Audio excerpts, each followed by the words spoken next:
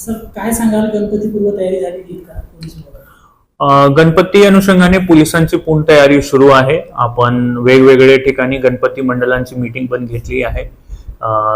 4 दिवस अगोदर माननीय पोलीस अधीक्षक यांच्या अध्यक्षताखाली शहराचे जेवढे गणपती मंडळ होते त्यांची पण मीटिंग झालेली आहे आणि पुढच्या येणाऱ्या कालामध्ये आपण परत एकदा शांतता कमिटीची मीटिंग पण घेणार आहे.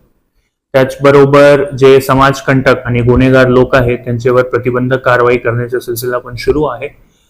शनिवारी आपण अंबड सब SDPO ऑफिस यांचे कार्यालयामध्ये अंबड सब डिव्हिजनचे जेवढे पोलीस स्टेशन्स आहेत त्यांचे खाली जेवढे क्रिमिनल एलिमेंट्स आहेत त्यांच्यावर प्रतिबंधक कारवाईचा कॅम्प घेतला होता. त्या कारवाईमध्ये आपण 84 लोकांवर 107 जुने 107, 110 नवीन कायद्याप्रमाणे 126 आणि 129 कलम प्रमाणे त्यांच्याकडून बंधपत्र लिहून घेतलेला आहे.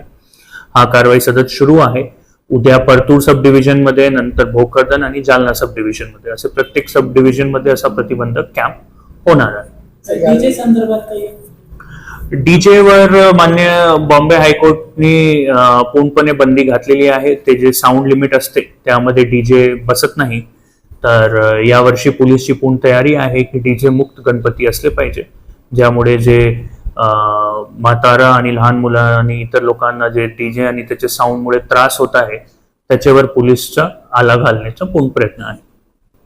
यामध्ये काही हद्दपार वगैरे करण्यात आलेले आहे? त्याची प्रोसिडिंग सुरू आहे. पोलीस स्टेशन कडून बरेच म्हणजे जे म्हणतो आपण प्रस्ताव ते आलेला आहे आणि 163(2) प्रमाणे जे विशेष दंडाधिकारी म्हणून अधिकार आहे आम्हाला, त्याप्रमाणे आपण काही लोकांवर तडीपारीची कारवाई करणार. त्याची सुनावणी स्टेजवर आहे आणि गणपतीच्या अगोदर त्याचा ऑर्डर निघेल.